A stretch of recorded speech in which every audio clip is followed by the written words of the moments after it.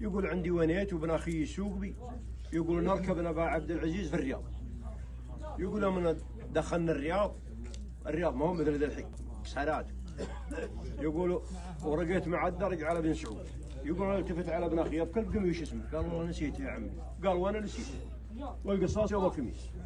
يقول سلمنا على بن سعود والمجلس مليان من شرواخ من الرجال. طرى كرسي الربع.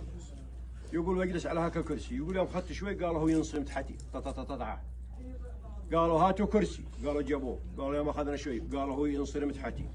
قال عبد العزيز والله ما يخلينا ابن غنيم من كرسينا واحد حولوا. يقول الله انهم نازلين على الفرشه نازلين كل تقدير لابن غنيم.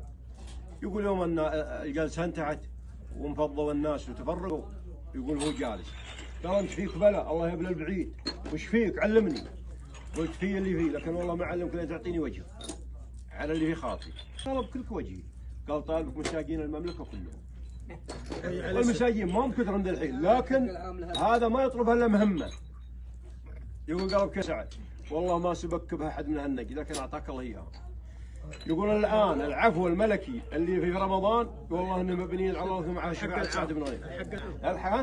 الحق البقمي ساق عنه بن سعود. البقمي سلب. الراهن كرسي.